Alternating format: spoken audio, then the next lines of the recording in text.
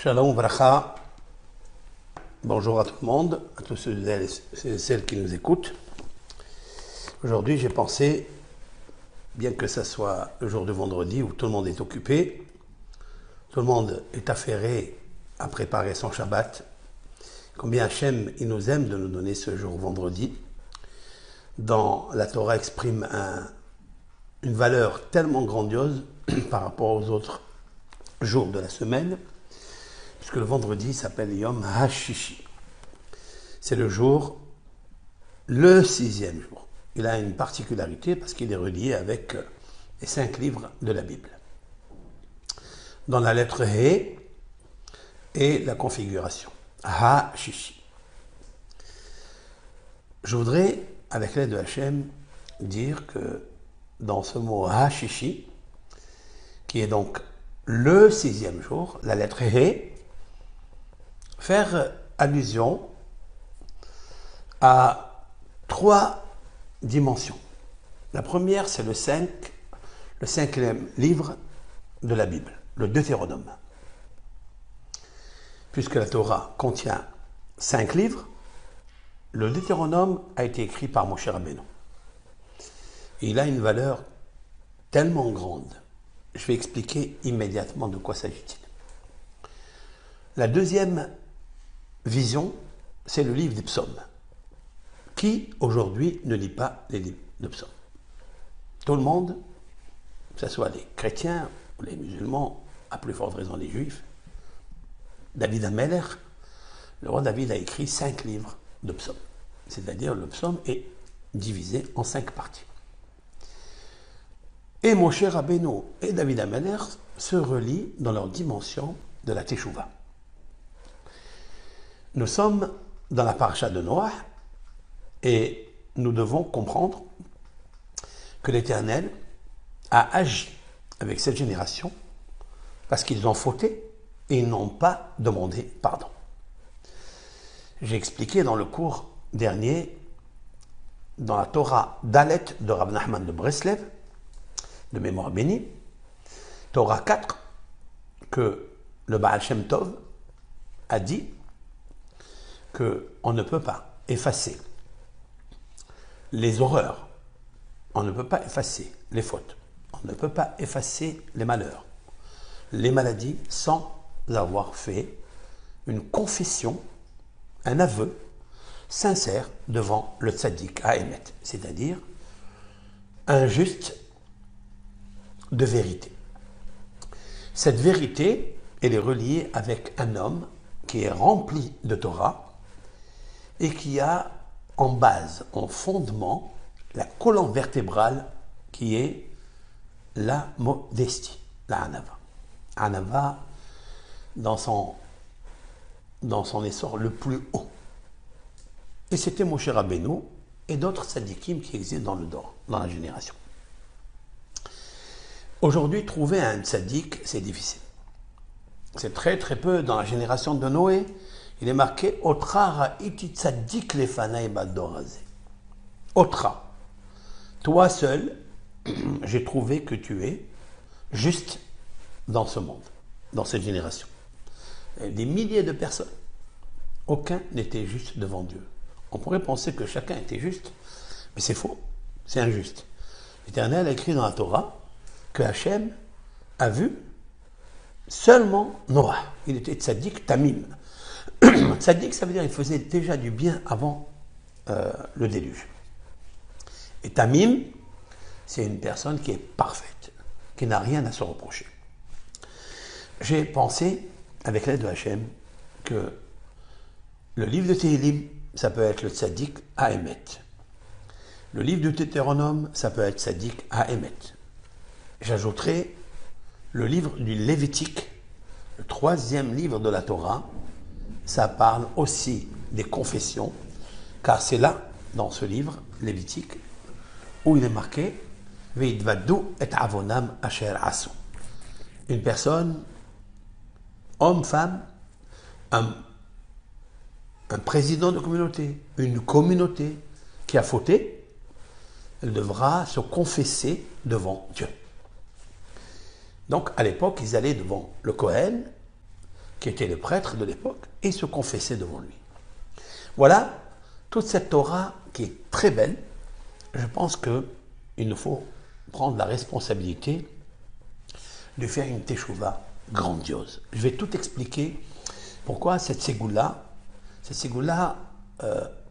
je vais l'expérimenter. Je l'ai faite déjà, mais pas complète. Cette ségoula, avec l'aide de Hachem, qui peut être aujourd'hui le tzaddik Emet, l'homme de vérité, c'est-à-dire qui a, et en même temps, la puissance, lumière de la Torah, la connaissance, les réductions, qui peut avoir la anava, la modestie, si ce n'est pas Moshe Rabbeinu, dans son livre, le Deutéronome, le 5e livre, David Ameller, dans ses psaumes, du 1 jusqu'à 150, qui peut être comme ces deux personnages exceptionnels. Dans le Midrash, il est marqué que Moshe et David Ameller sont les deux piliers de la Teshuva. Donc j'ai besoin, moi, être humain, que je n'ai pas encore fait une vraie Teshuva avec un aveu sincère, réel, profond, au point de verser son âme, si je peux le dire, devant l'Éternel. Alors, David Ameller et Moshe Rabbeinu. Et les deux sont, la Torah, les sages leur ont attribué la qualité de la Torah et la qualité de la modestie. Donc pour ma part, si je veux faire une vraie teshuva avec un aveu sincère, voici ce que je propose avec l'aide de Hachem. Essayez, vous allez voir que votre vie va changer. Votre vie va changer. Car jusqu'à présent, je peux dire, pour moi, pour ma part, en tous les cas, je n'ai pas fait encore une vraie confession, des vrais aveux, comme l'a fait Yehuda devant Shem, le fils de Noé, et comme l'a fait Moshe pour ramener le squelette os de Yehuda à se former et devenir un seul corps, comme nous l'avons expliqué dans le cours dernier. Maintenant, pourquoi je cite cela?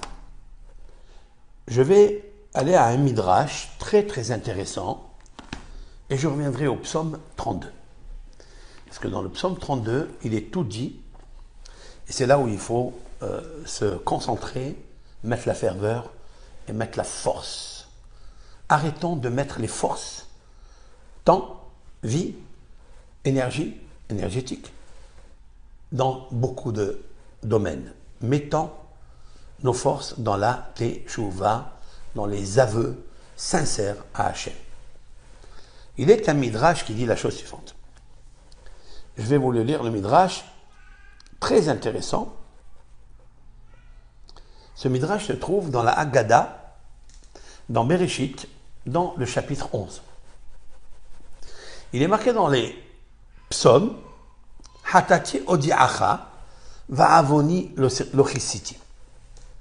Le roi David a dit, Hatati, c'est-à-dire maintenant ma faute, je la reconnais, je fais l'aveu sincère devant toi, Dieu, va'avoni lochisiti. Et mon péché, je n'ai pas caché. Le roi David, dans le psaume plus haut, il explique que tous les chagrins, toutes les difficultés, toutes les persécutions qu'il a eues, elles étaient à cause qu'il a caché le péché. Vous imaginez un peu ce qui se passe ici. Si le roi David, qui est le summum de la teshuva, le summum de la Torah, le summum de la modestie, le summum de la prière, c'est celui qui a fait rayonner le rayonnement de Dieu parmi Israël et parmi les nations. Il ne faut pas l'oublier, puisque aujourd'hui toutes les nations étudient, prient les psaumes, approfondissent les psaumes. Le roi David lui-même, il dit, ce qu'il m'arrive, quand je sais que nuit et jour ta main pesait sur moi, ça veut dire que il savait que l'Éternel ne lui avait pas encore pardonné. Il a cherché. Il a essayé l'étude de la Torah. Ça n'a pas marché. Il a essayé de faire la tzedaka, de faire des bons jugements. Ça n'a pas marché. À quel moment Dieu lui a pardonné? Lorsqu'il a dit, dans le psaume 32, verset 5, « Maintenant, je vais avouer mes vœux devant toi, car je sais que tu vas me pardonner ma faute. » Donc il est arrivé en fait à une conclusion devant Dieu de pardonner la faute. C'est pourquoi dans ce psaume il dit « Za'af Hashem Essa ». L'Éternel se met en colère sur David parce qu'il supporte la colère de Dieu sur lui. Et pourquoi? Parce qu'il n'avait pas encore fait un aveu sincère. Et c'est pourquoi il est marqué « Hatati odiacha ». Ma faute, je me confesse devant toi et je la reconnais. Qu'est-ce que dit le Midrash? Amra Knesset Israël. Je voudrais que, dans ce cours, avec l'aide de Hachem, profiter de chaque mot du Midrash qui a été écrit il y a 1700, 1800 ans. Amra Knesset Israël. La Shekhinah, qui représente le peuple d'Israël, elle a dit l'Ifnei HaKadosh Baruch Hu.